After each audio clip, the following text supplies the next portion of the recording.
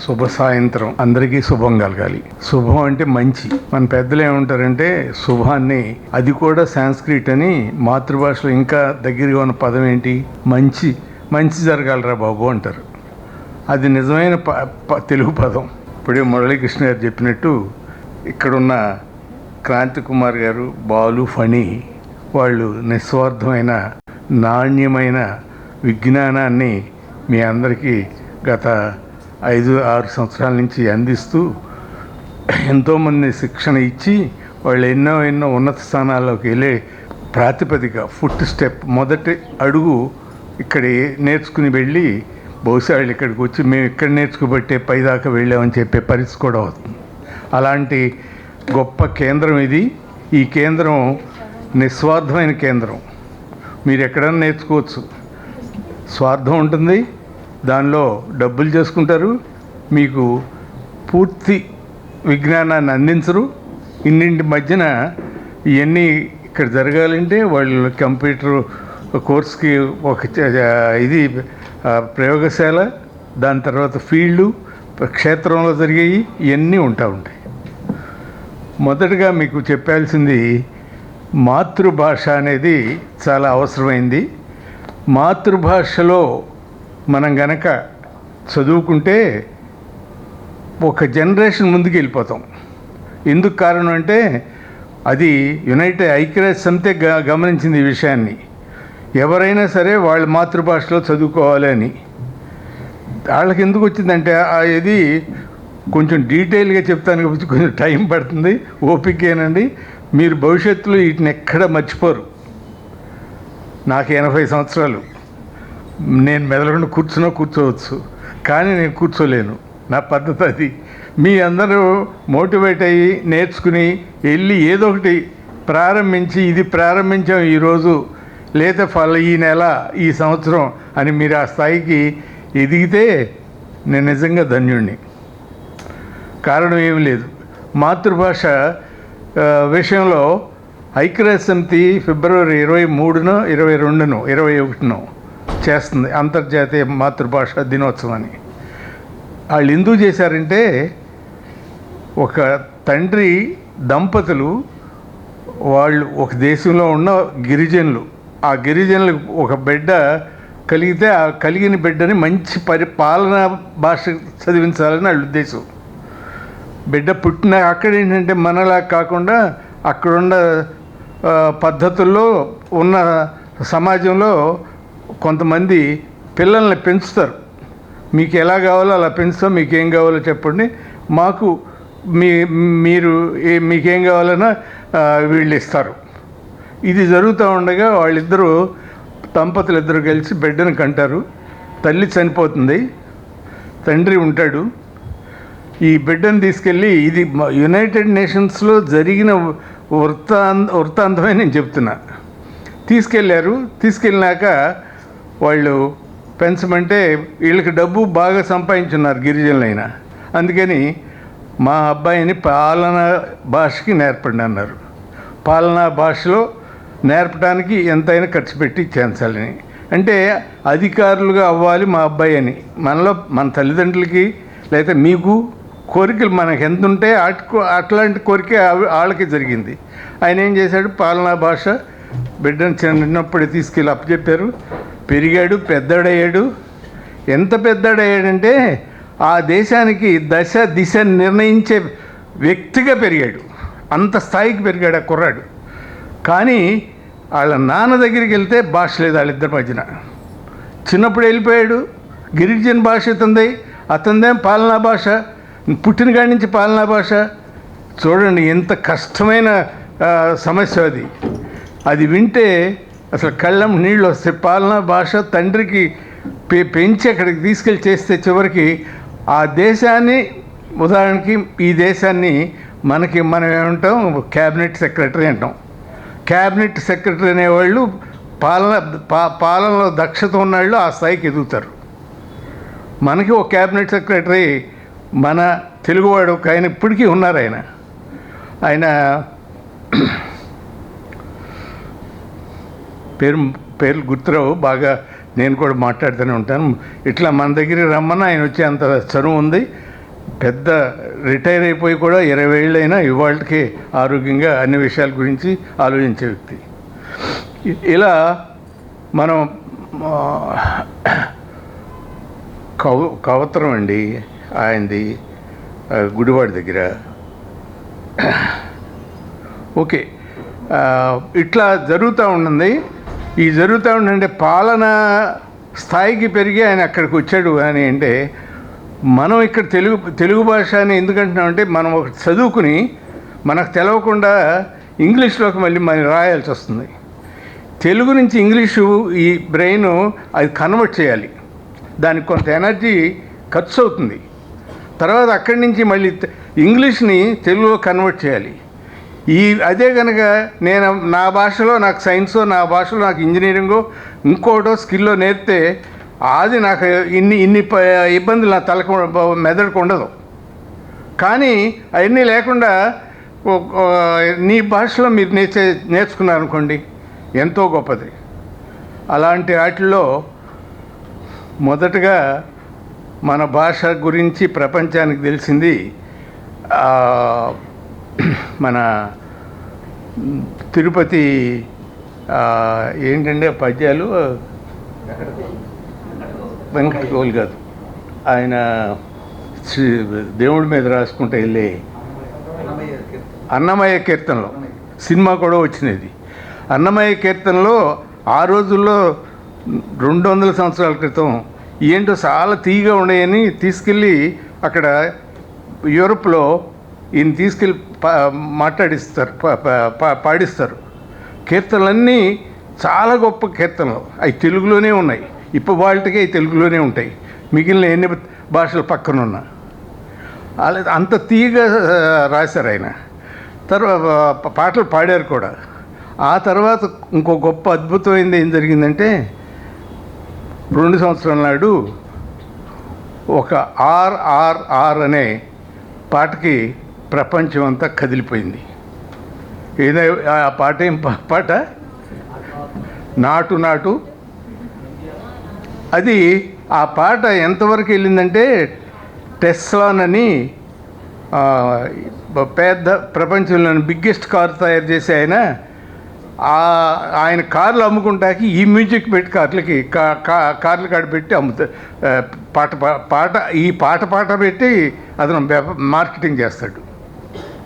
అంత విశిష్టమైన స్థానానికి అది వెళ్ళిన తెలుగు మనం కనుక సరైన స్థానానికి తీసుకురావాలి అంటే మన భాషను మనమే కావాలని మనం అనకపోతే రాబోయే తరాలు ఇంకా ఇంకా నష్టపోతాయి. ఎందుకంటే వాళ్ళు కూడా మనలాగానే టైం పడుతుంది నేర్చుకుంటాకి. ఇంకా ఈ కన్వర్షన్ ఇటు అటు మార్చుకోవటం ఇదంతా కరెక్ట్ కాదు అసలు. మీకు చిన్న ఎగ్జాంపుల్ ఇస్తా. నాకు అనుభవం ఉన్నదే, కొంచెం టైం పట్టవచ్చు. నాకు సీనియరు రామిరెడ్డి గారు అని ఒక ఆయన స్కూల్లో, ఆయన పెద్దాడయ్యాడు, స్కూల్లో తెలుగులో తప్పాడు. ఎస్ఎల్సి అంటారు, మా అప్పుడు ఎస్ఎస్ఎల్సి అని ఉంటుంది, 3 సార్లే రాణిస్తారు. 3 తర్వాత ఎస్ఎస్సి అనేది రాయటానికి లేదు. మీరు ఇంకేదైనా మెట్రికులేషన్ ఇంకోటి వెళ్తామే ఆ రోజుల్లో. ఇప్పుడంటే అది లేదు అసలు. ఒకవేళ అలా పెట్టినా మీరు అందరూ ఊరుకోరు, ఉద్యమాలు చేస్తారు. సరే, ఆ రోజుల్లో అది అయినాక ఆయన నెమ్మదిగా అది పాస్ అయ్యి వాళ్ళ బ్రదర్, సరే బాబు నువ్వు చేలో పని చేయలేవురా, ఏదైనా క్లర్క్ స్టెనో అని టైపిస్ట్ అని నేర్చుకో, వాటికైతే బెటర్ అని. అక్కడ వాళ్ళ ఫ్రెండ్స్ అన్నారు, ఇదేంటిరా నువ్వు చదువుకునే తెలుగు తప్పావని ఎస్ఎల్సి మానేస్తే ఎట్టాకు, నువ్వు తెలుగు పాస్ అయ్యి ఎస్ఎల్సి ఇది చేయంటే చదివి గుడివాడ కాలేజీలో ఏఎన్ఆర్ కాలేజీలో నాకు ముందు 1 ఇయర్ సీనియర్ బీఎస్సీ చదువుతున్నాను నేను, ప్రీ యూనివర్సిటీ అని. ఇప్పుడు మీరు ఇంటర్మీడియట్ అని చెప్పేదానికి ఈక్వలెంట్ అది. సరే, అది అయిపోయింది. అక్కడి నుంచి ఆయన బీఎస్సీ చేశాడు. బీఎస్సీ నుంచి ఎంఎస్సీ నాగ్పూర్లో ఎక్కడో చేశాడు. ఈ వయసు పెరిగిన కొందికి భావాలు కూడా, మీ చిన్నప్పుడు ఆ చిన్న బాబుని ఇటు ముందుకు వచ్చి కూర్చోమనండి, చిన్న పిల్లలు ఉండి ముందు వచ్చి కూర్చోమనండి, ఇటు రండి బాబు, ఇంకెవరన్నా చిన్నాళ్ళు ఉండి ముందు ఉండండి. వాళ్ళకి గబిక్కిన 6 ఏళ్ళకి 7 ఏళ్ళకి చాలా ఇన్ఫర్మేషను అబ్దుల్ కలాం గారు చెప్తారు. ఇక్కడ కూర్చోరు నాన్న,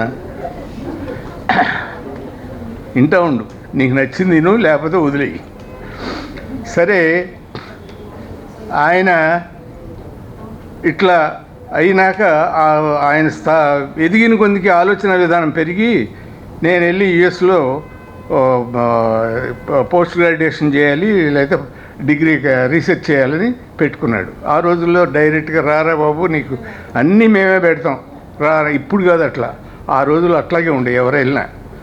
ఆయన ఆ టైంలో వెళ్ళిపోయి అక్కడ 40 ఏళ్ళు కుస్తీ పట్టి 40 ఏళ్ళ తర్వాత మొన్న కూడా కలిసాం ఆయన నేను కలిసి. నేను ఆశ్చర్యపోయింది ఏంటంటే అంతా అయినాక ఆయన 40 ఏళ్ళు చేసినాక రీసెంట్గా 5 ఏళ్ళ నాడు నోబెల్ ప్రైజు ఒకటి వచ్చింది. ఆ నోబెల్ ప్రైజు నలుగురున్న ఈ టీంకే వచ్చింది. ఆ నలుగురిలో 2 అమెరికన్స్, 2 ఒక ఫ్రెంచ్ అయినా మన తెలుగు అయినా రామిరెడ్డి గారు. ఆ 2 యథార్థంగా ఈ సబ్జెక్ట్ అంతా తెలిసింది వీళ్ళిద్దరికే. కానీ Americans Nobel prize first preference వాళ్ళకి ఇచ్చుకుంటారు. మీరు దాన్ని నిరాశ కానీ అది ఒక పక్షపాతం జరిగిందని అనుకోబాకండి. ఇవన్నీ సామాన్యంగా సమాజంలో ఉండే. సరే, అక్కడికి వాళ్ళు ఆగల, అది అయిపోయి ఏ స్థాయికి వెళ్ళిందంటే నోబెల్ ప్రైజ్ వచ్చినాక వాళ్ళిద్దరికి వెళ్ళినాక ఈ ఫ్రెంచ్ అయినా మన రామిరెడ్డి గారు కలిసి వీళ్ళు చేయాల్సినవి మనకి ఇంకా చాలా ఉన్నాయి, బోల్డ్ అంత ఫీల్డ్ ఉంది మనకి, మనం వదిలిపెట్టొద్దు, మన ఫీల్డే ఇంకా కావాల్సి వస్తుంది, ఇదే రాబోయే గ్రోత్లోకి వెళ్ళేది. బయోకెమికల్స్కి సంబంధించినవి, బయో మెట్రో ఏదో అంటారు, బయలాజికల్ సైన్సెస్ సంబంధించినవి. వాటిలో వాళ్ళిద్దరూ ఇప్పటికీ చేస్తూ ఉన్నారంటే సామాన్యుడు పల్లెటూరు నుంచి నోబెల్ ప్రైజ్ వరకు వెళ్ళగలిగిన స్థాయికి మనం ఉన్నాము అనేది మనం గర్వించాల్సిన విషయం. అలాంటి వ్యక్తులు మన మధ్య పెరుగుతున్నారు అనేది మనకు కూడా అవకాశం వస్తే మీరు కూడా అక్కడ దాకా పెరగగలరు అనేది నా కోరిక, కాంక్ష. అది అసాధ్యం కాదు, సాధ్యమైన ఆయన సుసాధ్యమైన ఆయన చూపించాడు. అది అసామాన్యంగా కుస్తీ పట్టాలి. మనకి తల్లిదండ్రులు మన మీద ప్రేమ కొద్దీ చదువుకోమన్నారు, చదువుకుంటున్నాం. చదువుకునేప్పుడు మన ధ్యాస ఎంతసేపు చదువులో ఏమున్నాయి, ఆ చదువుకు సంబంధించింది ఏంటని మనం ఆలోచించాలి. మనలో కొంతమంది ఏకసంధాగ్రహులు, ఒకసారి క్లాస్లో మాస్టర్ చెప్తే మళ్ళీ రెండోసారి వాళ్ళ అవసరంలా పేపర్ మీద పెట్టగలరు. అది మనుషులకి బట్టి వ్యత్యాసం రావచ్చు, దానికేం ఆధారపడొద్దు. అట్లా మేధావిగా వచ్చిన వాళ్ళు పైకి వెళ్ళగలిగినా కానీ చాలామంది చెడిపోయిన వాళ్ళు ఉన్నారు. చాలామంది నాకు చదువు రావట్లేదని బాధపడుతూ చదువుతున్న వాళ్ళు చాలా పైదాకా ఎదిగారు. అంటే మనకు రాదు అని పట్టుదలతో ఉండి అది నేర్చుకోవాలనే శక్తి ఆలోచన ఉంటే అది ఏదైనా సాధించొద్దని కలాం గారు చెప్పింది మళ్ళీ గుర్తు చేస్తున్నారు. మీరు కళలు కనండి, కనే కళలు సాధించడానికి ప్రయత్నించండి, అది సాధ్యం అవుతుంది. సుసాధ్యం చేయండి, అసాధ్యాన్ని సుసాధ్యం చేయండి అని ఆయన చెప్పినవి. ఇన్నిటి మధ్య ఇవన్నీ జరుగుతూ ఉంటుంటే క్రమేపీ ఇష్యూలు చాలా వస్తూ ఉంటాయి. మీరు ఇక్కడి నుంచి అయినా మేము కూడా వాటిలో బాగా కుస్తీ పట్టి చెప్తాము. మాతృభాషలోనే చేయాలని సామాజిక చైతన్యం ఉన్న ఈ సేవలు చేస్తున్న అందరం కూడా దానికోసం కుస్తీ పడతాము. ఆ విజ్ఞానాన్ని మన భవిష్యత్ పిల్లలకి అందించాలని మన కోరికగా పెట్టుకోవాలి. మీలో ఎంతమంది 10th క్లాసు చదివిన వాళ్ళు ఉన్నారు? చేతులు ఇస్తారా? 10th పాస్ అయినా 10th తప్పినా అందరూ ఉన్నారు. ఆల్మోస్ట్ 75% దాకా ఉన్నారు మీలో. ఈ 75%లో మీరు ఎప్పుడైనా డిప్లొమా కోర్స్కి లేకపోతే ఇంకో దానికి లేకపోతే కోర్సులు ఉన్నాయి ఇంజనీరింగ్లో ఎప్పుడైనా ప్రయత్నించారా? ప్రయత్నించిన వాళ్ళకి ఏమైంది మీరు ఒకళ్ళు చెప్పండి అమ్మా. పాస్ అయ్యారా? పాస్ అయ్యి మళ్ళీ అలాగే కూర్చున్నారా? నైస్. అక్కడి నుంచి బీటెక్ తర్వాత మీరు ఎంటెక్ తర్వాత టాప్ మేధావిగా ఆ సబ్జెక్ట్లోకి వెళ్ళే వరకు ఎదగవచ్చు. ఇప్పుడు ఆ స్థితిలో ఉన్నావమ్మా. నువ్వు ఆ స్థితికి వెళ్ళగలవు. చూడండి, అట్లా మనలోనే మనకు తెలవకుండా మనకు చాలామంది అలా కొన్ని విషయాలు దృష్టికి తెస్తే కానీ బయటికి రావయ్యి. ఒకవేళ చదవలేదనుకో, నేను చెప్తా ఉంటా, నేను ఇప్పుడు ఇంజనీర్ని అయినా నేను కేవలం రైతుని. ఇప్పుడు చేలో పని చేసుకుంటున్న రైతుని.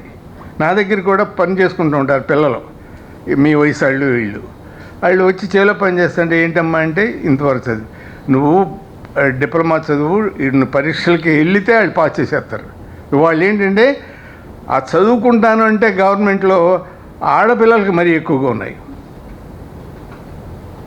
ఆడపిల్లలు భారతదేశంలోనే ఆడవాళ్ళు మగవాళ్ళ కన్నా గొప్పవాళ్ళు.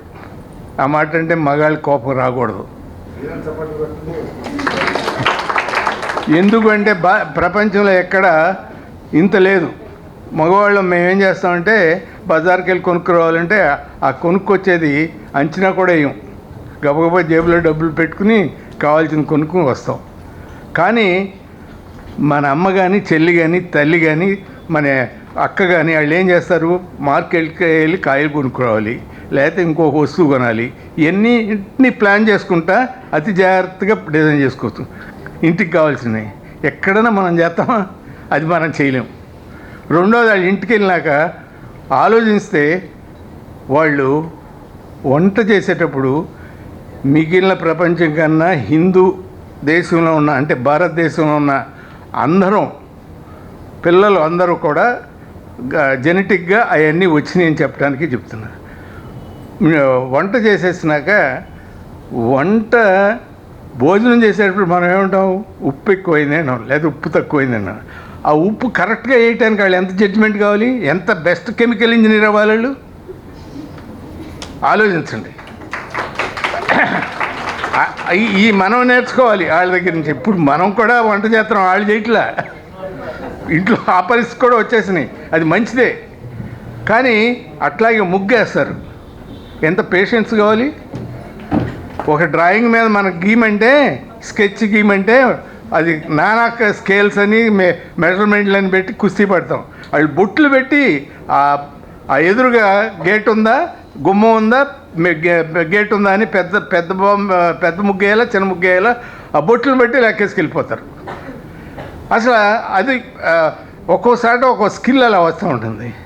మరి ఎన్ని కాక వాళ్ళు ఏ పని చేసినా నేర్పు ఓర్పు. బియ్యంలో గడ్డలు ఏరాలి, మనం కూర్చొని ఏరుతామా? కాసేపు కూర్చుని అవతల పారిసిపోతాం.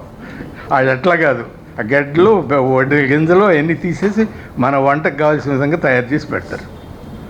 ఇప్పుడు చేస్తున్నారు నన్ను అనపడండి, చేస్తున్నారు లేదు నేను చెప్పలేను, ఒక్కోసారి దొరకపోతుంది.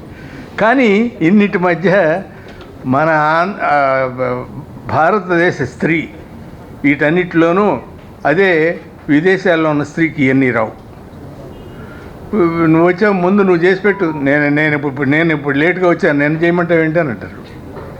వంట చేయటం మనం లేట్గా వచ్చినా, ఇండియాలో లేట్గా వచ్చినా ముందే వచ్చినా ఆవిడ ఆలస్యంగా వచ్చి కూడా వంట చేసి భోజనం పెట్టాలి. ఆవిడ కూడా అలాగే అమ్మో నేను వెళ్ళి వంట చేసుకుని పెట్టాలి, పెట్టకపోతే మా ఆయన ఊరుకోడు, మా తమ్ముడు ఊరుకోడు, లేకపోతే మా నాన్న ఊరుకోడు అనే స్థితిలో ఉంటుంది ఆడమనిషి కూడా.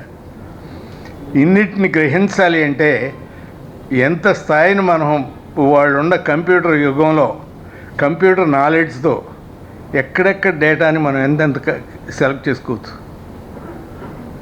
అదే ఒక ఈ లైట్ని కనిపెట్టిన వాళ్ళు ఎవరు? Thomas Alva Edison. ఆయన్ని వాళ్ళ టీచర్ ఏమని చెప్పి పంపించారో ఒకసారి మీరు ఇంటర్నెట్లోకి వెళ్ళి చెక్ చేసుకోండి. ఈయన పనికిరాడు, వినపడదు, చదువు రాదు అని చెప్పి తల్లికి అప్పు చెప్తే తల్లికి కోపం వచ్చి వీడు ఎందుకు రాదు నేను చదివిస్తానని చదివించింది. అతను మహామేధావి అయ్యి అసలు ఒక అమెరికన్ సొసైటీ ఇంజనీరింగ్ ఇండస్ట్రీని లీడ్ చేసేసాడు ఆయన చనిపోయే నాటికి 700-800 పేటెంట్లు ఆయన పేరు మీదుగా ఉన్నాయి. ఆయన డీకోడ్ చేసి టెలిగ్రామ్ని షేర్ మార్కెట్లో వాడాడు. లేకపోతే ఎంత చిన్నపిల్లలు మనకు కూడా ఉంటారు, మీరు గమనిస్తే వాడి చేత నీకు తెలవదులేరా ఊరుకోరా అంటాం. తెలవదులేరా ఊరుకోరా అనే బదులు మనకు తెలిసిందేదో చెప్పాలి, తెలవకపోతే నాకు తెలవదురా ఇంకోళ్ళని అడిగి చెప్తానని చెప్పాలి. ఊరుకోరా కోప్పడకూడదు. కానీ ఇతను ఏం చేశాడు, చిన్నప్పుడు కోడి గుడ్డు పెడితే దానికి ఇంత టెంపరేచర్ ఉంటే గుడ్డు తయారవుతుందంటే ఆ టెంపరేచర్ నేనే ఇస్తాను, గుడ్డు నేనే దాని మీద కూర్చుని పిల్లలు పెంచుతాను అంటాడు. అతను ఆలోచన చూడండి. కానీ కూర్చున్నాడు, చితికిపోయినాయి. అట్లా సాధ్యం కాదనుకో. అట్లా అతను ఎంత స్థాయికి వెళితే వాళ్ళు మనకి ఈ ప్రపంచానికి ఈ రోజున మనం కొన్ని శతాబ్దాల ముందుకు వెళ్ళామంటే ఈ లైట్ ఉంటుంది. ఈ లైట్ ఈ స్థాయికి రావడానికి ఆయన గుర్తుపెట్టుకోవాలి, ఆద్యుడు. అట్లాగే మిగిలినట్లో కూడా మనం అన్నిట్లోనూ మన యొక్క భావం, మన యొక్క ఇది మీ ఆలోచన అంటామో లేకపోతే మీ కోరిక కాంక్షని సమాజానికి తెలిసేటట్టు ఉండాలి. అంటే నాకెందులే అక్కడ జరిగేదని నాకు పట్టదని. కానీ ఒక్కోసారి అవసరం అవుతుంది. అలాంటి అవసరం వచ్చినప్పుడు అందరం కలిసి చేస్తే అవుతుంది. ఉదాహరణకి అలాంటి అవసరం పొలిటికల్గా నిన్న జరిగిన ఎలక్షన్లే చెప్తున్నాయి. మీరు ఏ పార్టీ వాళ్ళైనా నాకు అభ్యంతరం లేదు.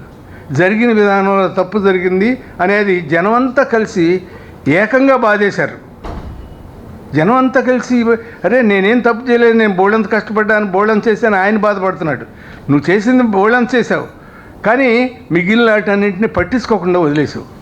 భవిష్యత్తులో ఇక్కడ పిల్లలు ఏమవుతారంటే అవసరం వాళ్ళు ఇబ్బంది ఏం లేదు, వాళ్ళు తెలుగులో కాదు ఇంగ్లీష్ చదవాలి. ఇంగ్లీష్ చదవాలనేది అని అంటాం, కానీ ఆ బదులు ఇంకో రకంగా దాన్ని పాజిటివ్గా తీసుకెళ్ళవచ్చు. ఇలాంటి వాటిలో ఆయన చేసుకున్న దీనికి భస్మాసుర హస్తం ఆయనే పెట్టుకున్నాడు, ఎవరు పెట్టలా. వాళ్ళ నాన్నగారు లేకపోతే ఇంకొకళ్ళు పొలిటికల్గా వాళ్ళు బాగా ఎదిగారు. ఏ రాజకీయ నాయకుడైనా ఆ స్థానంలో ఉన్నాడు, పాలన చేస్తూ భవిష్యత్తు తరాన్ని పైకి లాక్కెళ్ళాలనే కోరికతో ఉండాలి. భవిష్యత్ తరానికి కాకుండా నువ్వేం చేస్తాం, ఎట్లా వెళ్తాం? దీనిలో ఏ కమ్యూనిటీలు వచ్చి అడ్డుపడవు. ఏ కమ్యూనిటీలు మాది కమ్యూనిటీ అని అనుకుంటే పొరపాటు, ఎవరిది కాదు ఇది. అందరం కలిస్తే ఆంధ్రులం అయ్యాం, అందరం కలిస్తే ఇండియన్స్ అయ్యాం.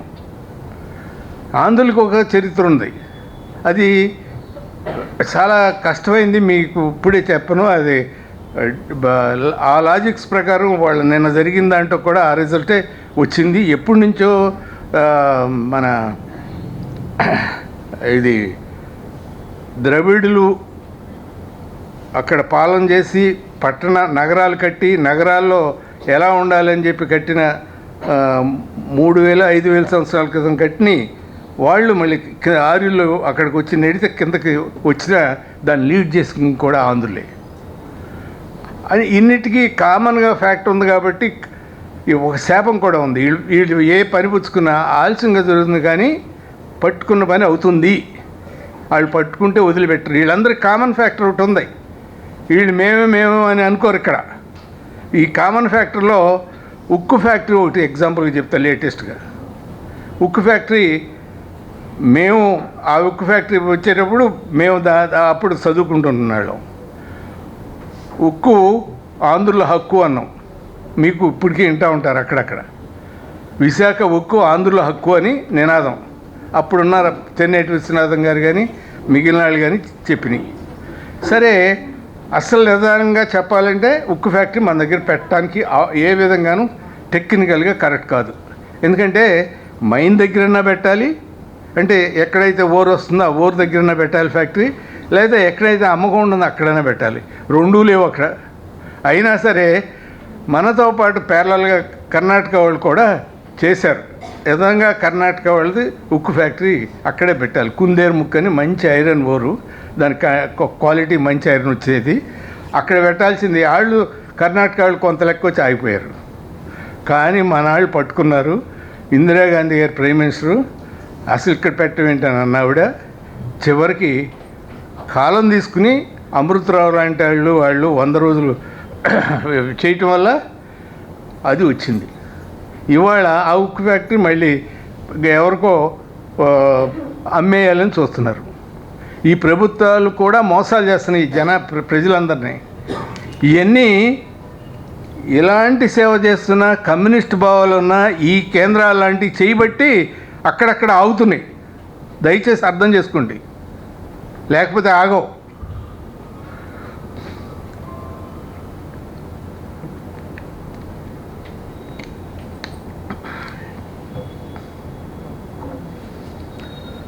మీరు ఇట్లా ఎక్కడైనా సరే మీకు ఏ అవకాశం ఉంటే 24 గంటల్లో కష్టపడే వయసు మీది. కష్టపడితే ఇప్పుడు కష్టపడితేనే మీరు తర్వాత సుఖపడగలరు. ఇప్పుడు కష్టపడొద్దు అనుకున్న వాళ్ళు తర్వాత పీసెస్ అయిపోతారు. ఎక్కడున్నారో కూడా తెలవని స్థితికి వెళ్తారు. ఎంత మేధావైనా వాళ్ళు నేను అప్పుడు బ్రహ్మాండంగా ఉన్నాను అని అతిశయం పోయినా అహంకారం పోయినా పైకి రాలేరు. కష్టం అనేది కంటిన్యూస్గా ఉంటానే ఉండాలి. కష్టాన్ని ఒక ఆనందంగా చేయగలిగినాడే పైకి వెళ్తారు. ఇవాళ పని చేస్తా పాట పాడుకుంటా అంటే పని అంటే కష్టం, కష్టం చేస్తా పాట పాడుకుంటా వెళ్తా అంటే వాళ్ళు ఎంత లెక్కనే వెళ్ళగలరు. కాదు ఎందుకు వచ్చింది ఇక్కడికి వచ్చాను, ఇది ఎందుకు చేస్తున్నాను అనుకుంటే నువ్వు ఒక అడుగు కూడా ముందుకు వెళ్ళలేవు. నీకు దాని మీద ఉన్న ఒక ఇష్టం, ఒక ఫ్యాషను అవి కలిగితేనే మీరు అక్కడ దాకా వెళ్ళగలుగుతారు. అది మీరు పెట్టుకోవాలి. నేను దీంట్లో ప్రావీణ్యం చూపించాలి. ఇవాళ స్కిల్ డెవలప్మెంట్స్ అని నేను పెడుతున్నారు. ఆ స్కిల్ డెవలప్మెంట్స్ అని అలా వచ్చినాయి. ఉదాహరణకి స్కిల్ డెవలప్మెంట్లో మీకు ఒక విషయం చెప్తాను. ఇందుపల్లి అనే ఊరు ఉంది మనకి ఇక్కడ జిల్లాలో.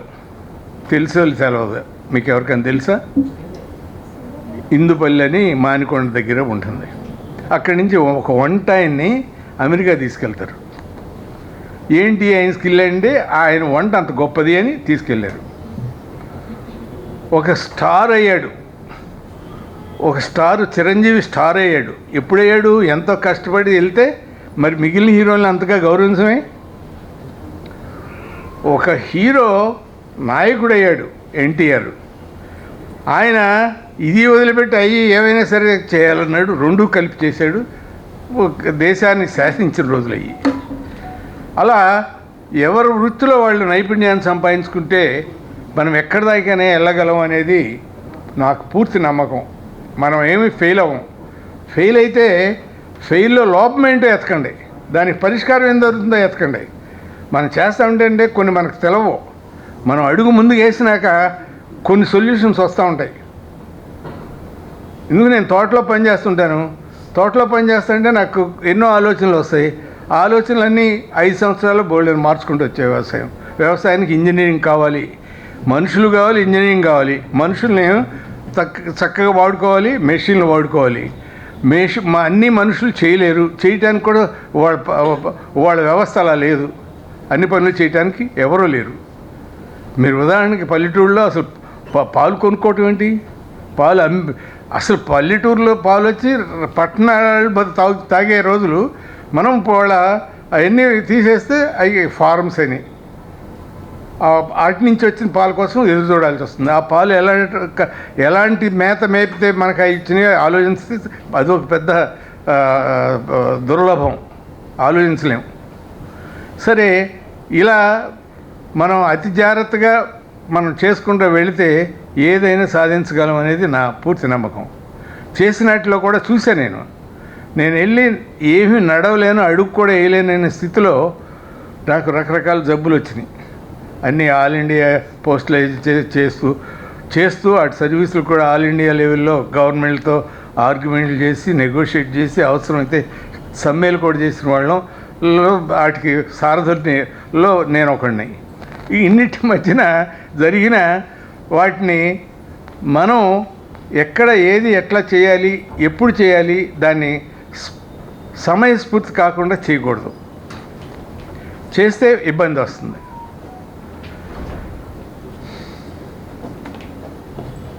మీ ఈ సర్టిఫికెట్లు తీసుకునేటప్పుడు మీరు ఇంకా ఆలోచించుకోనే విషయాలు ఏమైనా ఉంటే ప్రశ్నలుగా వేస్తే నేను ఎక్కువ చెప్తా.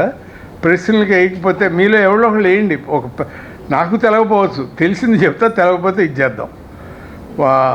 ప్రశ్నలాగా వేస్తే ఒక 5 నిమిషాలు 10 నిమిషాలు మీరు ప్రశ్న వేస్తే నాకు బోల్డెన్ సబ్జెక్ట్ బయటకు వస్తుంది, నాకు తెలియదు, లేకపోతే ఏ సబ్జెక్ట్ మీకు చెప్పాలో తెలియదు.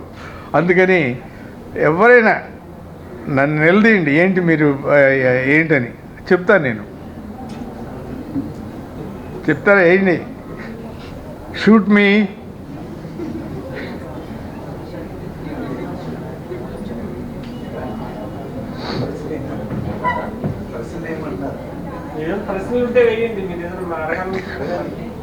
మీరు ప్రశ్నలు వేస్తేనే సబ్జెక్ట్ బాగా వస్తుంది.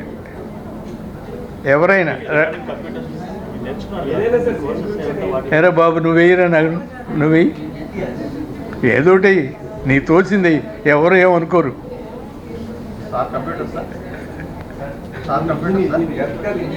నేను ఎలక్ట్రికల్ ఇంజనీర్ అండి. ఎలక్ట్రికల్లో ప్రొఫెషన్లో బాగా టోటల్గా నా క్లయింట్లు కానీ వీళ్ళు కానీ అంతా బాగా ఇది. ఉదాహరణకి ఈ విజయవాడ నగరంలో జరిగిన పెద్ద పెద్ద ఇన్స్టలేషన్స్ అన్నీ నేను చేసి, అకాడమీ సిద్ధార్థ అకాడమీ చేసిన, ఈ బజార్లో ఉన్న hotels, 5 star hotels, 4 stars hotels అయినా, మెడికల్ కాలేజ్ హాస్పిటల్స్ అయినా,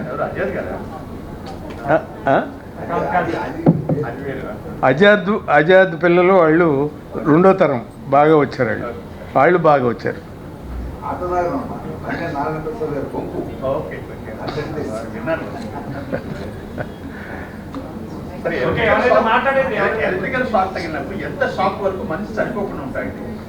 ఎలక్ట్రికల్ షాకు జనరల్గా ఏంటంటే, షాక్ కొట్టినప్పుడు మీరున్న కండిషన్, అది ఫ్లోరు కండిషన్ పొడిగా ఉందా తడిగా ఉందా అనేది ఇంపార్టెంట్ అండి. తర్వాత మీకు షాకు ఇక్కడి నుంచి కిందకి వెళ్ళిందా, ఇక్కడి నుంచి కిందకి వెళ్ళిందా అనేది ఎర్త్కి వెళ్ళాలి. ఇక్కడి నుంచి కనుక చేత్తో పుచ్చుకుని తడి నేల మీద వెళితే షాక్ కంప్లీట్గా హార్ట్ మీదకి వెళ్తుంది, ఫ్యాటల్ యాక్సిడెంట్. 200 మిల్లీయాంప్స్ అయితే బర్న్ అయిపోతుందండి. 80 మిల్లీయాంప్స్ అయితే కొంచెం కొంత రెసిస్టెన్స్ ఇవ్వగలం. 80 దాటిన కాడి నుంచి చాలా ప్రమాదంగా ఉంటుంది. ఈ మిల్లీయాంప్స్ అనేది మళ్ళీ ఆ చదివిన వాళ్ళలో, మీరు చదువుకున్న వాళ్ళకి కొద్దిగా తెలుస్తుంది. వాటిని మళ్ళీ ఇది రాకుండా ఉండాలి అంటే సేఫ్టీని మాత్రం ఎలక్ట్రికల్గా వెళ్ళేటప్పుడు సేఫ్టీ చాలా ఇంపార్టెంట్. ఇక్కడ ఎందుకండి, నేను రీసెంట్గా ఒక 20 ఏళ్ళ నాడు నాకు విజయవాడలో ఉన్న ఎలక్ట్రీషియన్లు అందరూ మంచి ఎక్స్పర్ట్లు అవ్వాలని చెప్పి కోరిక. వాళ్ళు పని చేసుకునేవాళ్ళే. నేను 2 సంవత్సరాలు ప్రిన్సిపాల్గా ఉండి నడిపాను. ఎందుకు నడిపాను అంటే, వాళ్ళందరూ ఇక్కడ తయారైతే ఈ బజార్లో ఇక్కడ ఈ ఊళ్ళో ఉన్న వాళ్ళందరూ మంచి పనితనం ఒక్క విజయవాడలోనే దొరుకుతుందని చెప్పి వీళ్ళని ఎక్కడికైనా లాక్కెళ్తారు. ఇందాకే ఇందుపల్లి కోటేసింది కేసు ఎగ్జాంపుల్ చెప్పినట్టు. అలా తయారు చేయాలని చెప్పి 25 ఏళ్ళ నాడు వాళ్ళని తయారు చేసి ఇవాళ వాళ్ళు చాలా స్థితిలో మంచి హోదాల్లోకి వెళ్ళారు. వాళ్ళ పిల్లలు ఇంకా పైకి వెళ్ళారు. అది నాకు ఇప్పటికీ ఆనందమైన విషయం. ఏంటంటే ఇట్లాంటివి చేయటం, ఈ కేంద్రం కూడా ఇప్పుడే మురళయ్య గారు చెప్తున్నారు, ఈ కేంద్రంలో కూడా మీరు పెడితే దానికి కావాల్సిన సహాయ సోర్సెస్ని ఐడెంటిఫై చేస్తారంటే తప్పకుండా బోల్డ్ మంది ఉన్నారు, మనం చేద్దామండి. ఇక్కడ చేసేది ఇంకా విలువ. అప్పుడు నేను వాళ్ళందరినీ తీసుకెళ్ళి పగలల్లో పనిచేసి రాత్రి అంతకాడ 7 నుంచి 9 వరకు వచ్చి కూర్చోమనేవాడిని, నేను వెళ్ళి కూర్చునేవాడిని. ఇప్పుడు ఇంత వాతావరణం, ఇంత కంఫర్టబుల్గా ఉండే ఏరియాలో వాళ్ళకి ఇంకా తొందరగా నాలెడ్జ్ బాగా పెరుగుతుంది. కంప్యూటర్లను, సెల్ ఫోన్లు కూడా బాగా ఉపయోగపడతాయి. సెల్ ఫోన్లు వాడేటప్పుడు నుండి మంచి ఎంత ఉందో చెడు ఎంత ఉంది. వీలైనంత వరకు మంచిని కోరుకోండి, మంచికి ప్రాధాన్యం ఇవ్వండి. మీరు చెడుని ఏం చేస్తారో నేను అడగను, మంచిలోంచి నేర్చుకోండి. ఒక్కొక్కడు పనికిరాని చెత్త ఆడట్లా ఈడిట్లా గ్రూపులు పెట్టి మాట్లాడుకున్నది ఎందుకండి? అది ఇంటికాడ పనికిరాని సోదంటాం. అది ఏమన్నా అతనికి కానీ సమాజానికి కానీ మాట్లాడుకునే వాళ్ళకి కానీ ఏమైనా ఉపయోగపడుతుందా? లేదు. విలువైన సంభాషణ, విజ్ఞానవంతమైన సంభాషణ సెల్ ఫోన్లు ఇంకా ఫాస్ట్గా అందిస్తాయి. నేను చేస్తున్న పనిలో సెల్ ఫోన్లు అందించబట్టే లేటెస్ట్గా నేను చాలా చేశాను. ఇప్పుడు కూడా ఇక్కడ మాట్లాడుతూ ఉండగా నాకు మెషిన్ కావాల్సి వచ్చింది. నేను మామిడి తాండ్ర చేస్తాను. తాండ్ర చాలా బాగా పోతుంది మార్కెట్ నిండా. జెల్లీ, మ్యాంగో జెల్లీ అంటాం. అది విదేశాలకు వెళ్తుంది. కానీ నాకు ఇప్పుడు కోరిక ఏంటంటే దాన్ని బిళ్ళ చేయాలని. నేను బిళ్ళ చేస్తే రైతుని అన్ని విధాల పైదాకా దగా చేస్తున్నారు అందరూ. అతనికి కనుక కొంచెం మార్కెట్ టెక్నిక్స్ అతనికి అప్పచెప్తే నేర్చుకుంటే అతనే ఆ బిళ్ళ తయారు చేస్తే అతనికే ఆ రేట్ వస్తుందిగా. ఈ బిళ్ళండి మార్కెట్లో పెడితే $1, $2, $5 కూడా ఉన్నాయి. బిళ్ళ ఎంతండి? ఒక క్యూబు 10 mm 9 mm క్యూబు బిళ్ళండి. మీకు అర్థమైంది. అట్లాంటిది నోట్లో పెట్టుకుని చప్పడించేసేటప్పటికి ఇది ఎక్కడ దొరుకుతుందని వస్తారు. నేను ఆ మెషిన్ కోసం ఉదయం నిన్నటి నుంచి నిన్న మొన్న హైదరాబాద్లో ఉన్నప్పుడు కూడా నా స్నేహితులు నన్ను అడిగితే అదేందుకు ప్రసాద్ ఇది ఈ ఫలానా మెషిన్లు వాళ్ళు దొరుకుతారు అని అడ్రస్లను ఇచ్చాడు. వాళ్ళని అడిగితే ఇప్పుడు ఇక్కడ కూడా ఫోన్ చేస్తున్నాడు, నేను చూసుకుంటాను మీరు పంపించండి డేటా పంపించండి అన్న.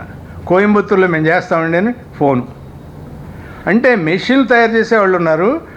ఒకవేళ మీరు మెషిన్లు తయారు చేయడానికి లేకపోయినా వాళ్ళ టెక్నాలజీ ఎంత గొప్పదంటే మీరు కావాల్సిన స్పెసిఫికేషన్స్ ఇచ్చి నాకు ఈ మెషిన్ కావాలంటే తయారు చేసేవాళ్ళు కోకొల్లలో ఎవరైనా చేస్తారు. స్పెసిఫికేషన్ ఇవ్వాలి.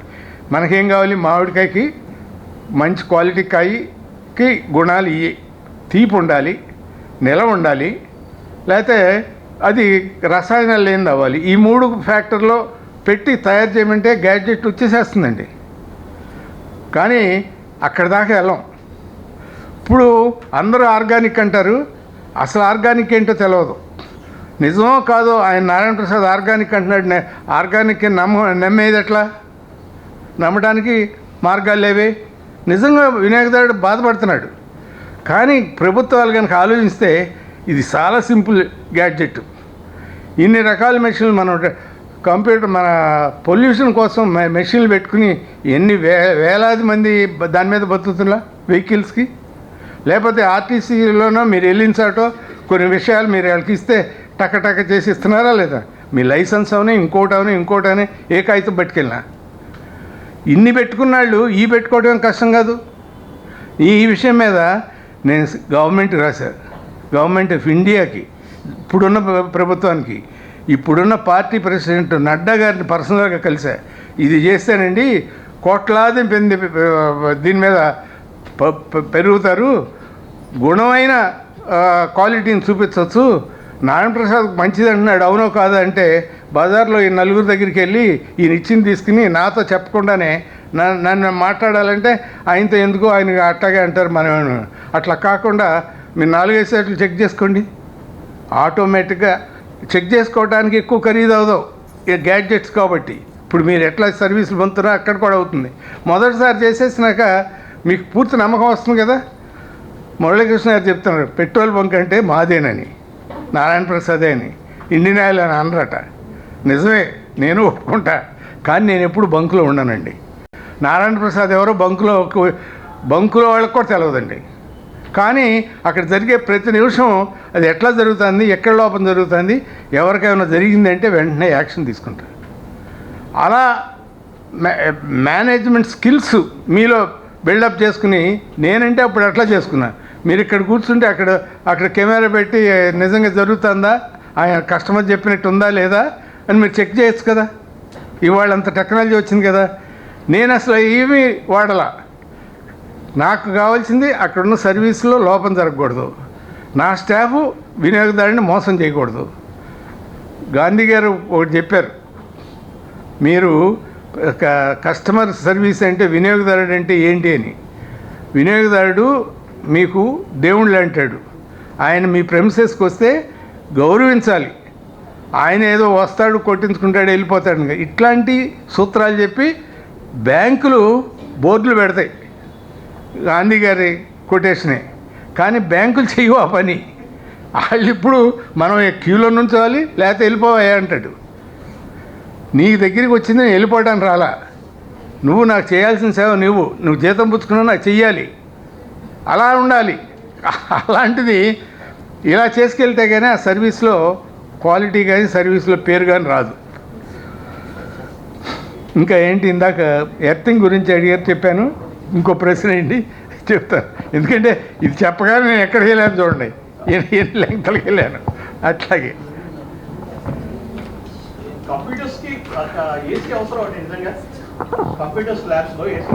టెంపరేచర్ మీద బిహేవియర్కి అవి డిస్టర్బ్ అవుతాయి కదా, అందుకని కావాల్సి వచ్చింది ఇక్కడ వెదర్ని బట్టి. మిగిలిన ఏరియాలో కోల్డ్ కంట్రీస్లో కంప్యూటర్స్కి అవసరం కాదు. దీనికి ఎలా కావాలి, దాని టెంపరేచర్ తీయాలి. ఇది ఇది హ్యూమన్ కంప్యూటర్, ఇది మామూలు కాదు, ఎన్నో చేయాలి. అది ఒక్కటి కాదు, లక్షల పనులు చేయాలి. ఇది తీసుకోవట్లేదు, అందుకే చుట్టూ కూడా రాలిపోతుంది.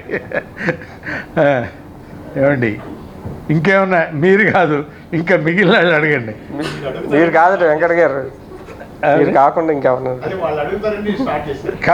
మీరు అడగకూడదు, అయిపోయింది. వాళ్ళకి ధైర్యం రావాలి.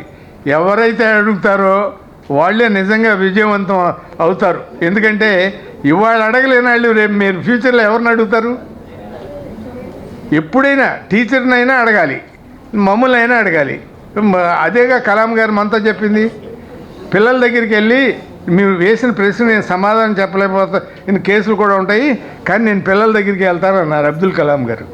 మన రాష్ట్రపతి, భారతరత్న, స్పేస్ సైంటిస్టు, ఇంత గొప్ప వ్యక్తి ఇంత పిల్లల దగ్గరికి వచ్చి 5వ సంవత్సరం 6వ సంవత్సరం చదివిన పిల్లల దగ్గరికి వచ్చి ఆయన విజయవాడ కూడా వచ్చి మాట్లాడి వెళ్ళారు.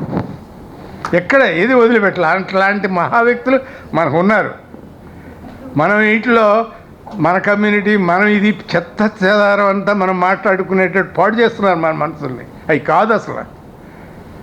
చెప్పండి, ఇప్పుడు వేయండి ప్రశ్నలు. మీరు ఏదైనా ప్రశ్న వేయండి, లేదంటే మన సర్టిఫికేట్ల కార్యక్రమంలోకి వెళ్దాం. సర్టిఫికేట్ నేను ఇవ్వను, మీరు ప్రశ్నలు వేయాల్సిందే. ఇదిగోనమ్మా, మీకు జీవితంలో ఇలాంటి అవకాశం రాదు అనేది ఎప్పుడైనా గుర్తుపెట్టుకుంటారు, అందుకని ఏమంటాను. ఏంటమ్మా?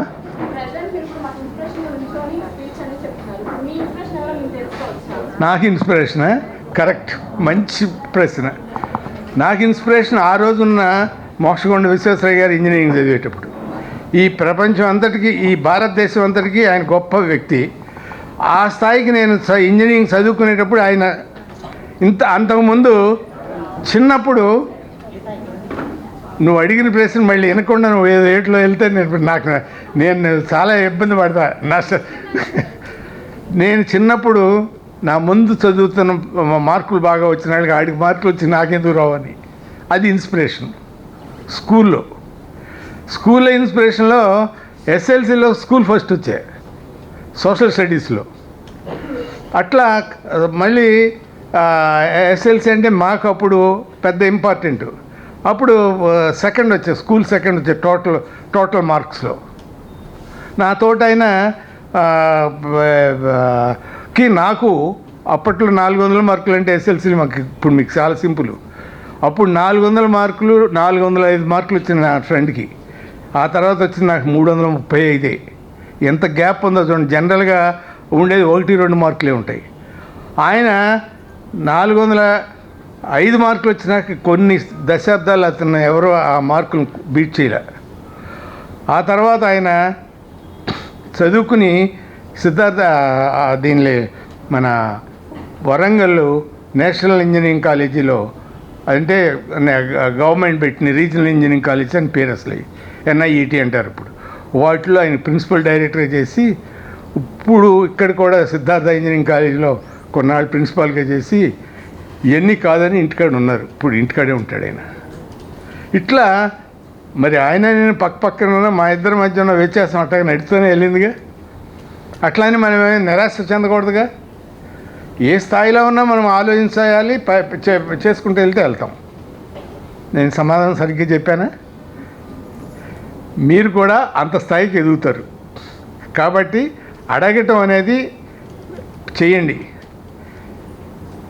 ఏదో సినిమాలో ఏమంటాడు, ధైర్యం చేయరా దెంబక అనే కొత్త పదాన్ని కనిపెట్టాడు. దెంబక తెలుగు కాదు, అది పాతాళ పైరులు.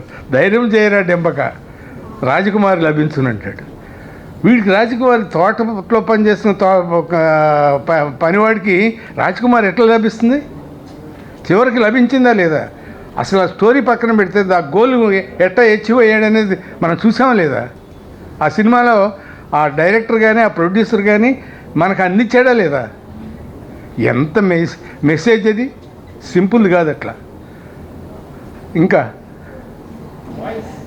టెంపుల్స్ ఎదురుగా గాలిగోపురాలు కడతారు కదా, దానికి ఎర్తింగ్కి ఏమన్నా గాలిగోపురాల కింద ఎర్తింగ్ ఎర్తింగ్కి ఉందమ్మా, కరెక్ట్. ఇట్లాంటివి మంచి గాలిగోపురం బాగా హైట్ వెళ్ళిన కొందుకు ఏమవుతుందంటే అక్కడికి ఎర్త్ అవుతుందని చెప్పి మనకి ఇవన్నీ ఆ రోజుల్లో చెప్పకుండా శివుడు ఇది శూలం ప్రతి గోపురం నెత్తి మీద పెడతారు. మనం శివుడు శీలంగా అనుకుంటాం కానీ అది సైంటిఫిక్గా దానికి అవసరం ఉంది.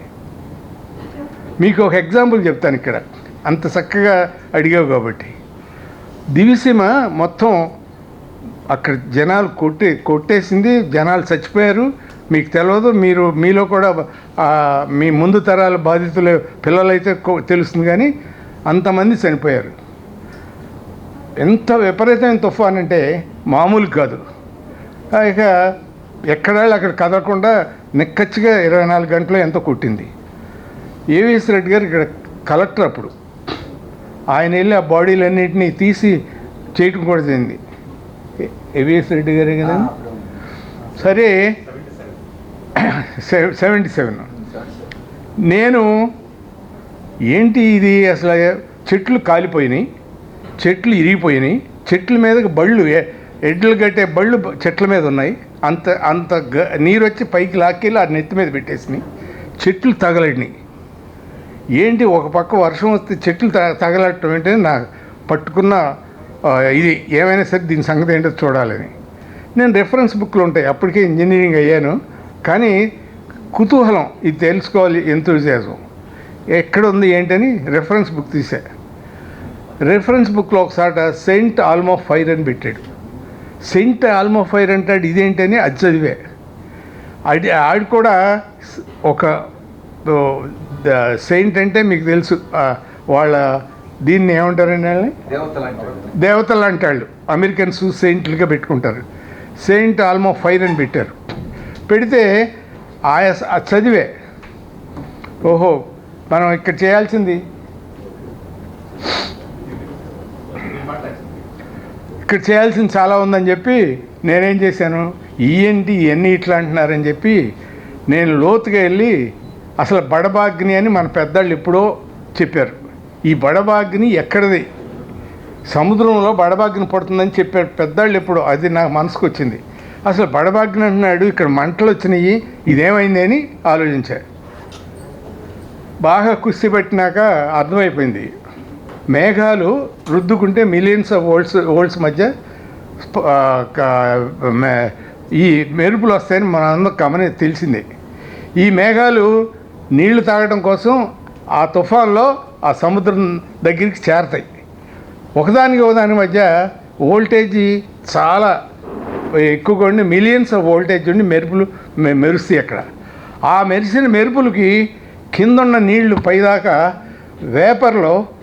వేపరల్లో కొన్ని మీటర్లు, 100 మీటర్లో 200 మీటర్లో సముద్రంలో నీళ్లు తుఫాను వెళ్ళి పైకి వెళ్ళి ఆవిరెళ్ళే కమ్మేస్తుంది.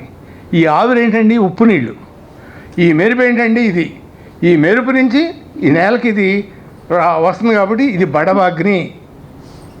అది అనాలిసిస్ చెప్తే ఆ రోజు ఈనాడులో నేను రాసిన దాన్ని రాసుకున్నారు. ఇట్లాంటి వదిలిపెట్టకూడదు. ఎక్కడన్నా ఏదన్నా మనకు తగిలితే సమాజంలో ఇప్పటికీ కొన్ని సమస్యలు వస్తాయి. అసలు అందరం మాట్లాడతారు కానీ దీని వెనకాల ఏంటని మనం కూడా వాటిలో మనం సాధ్యమవుతుందా, మనకు తెలుస్తుందా అని ప్రయత్నించవచ్చు. అట్లా చేశా. మీరు ఇప్పుడు అంటున్న ఇది ఆటలోకి వస్తుంది. ఇంకేంటండి,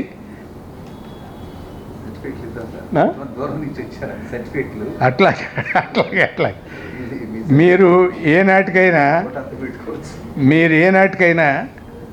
భవిష్యత్తులో బంగారు బాటలు వేసుకుని పైదాకా ఎదుగుతారని, ఎదగాలని, ఎదిగి మీరు మీ చుట్టూతున్న సమాజాన్ని, దేశాన్ని, ప్రపంచానికి ఒక మార్గదర్శకులు అవ్వాలని కోరుకుంటూ ఈరోజు ఈ విజ్ఞాన కేంద్రానికి నన్ను పిలిచి చెప్పినందుకు మీకు ధన్యవాదాలు.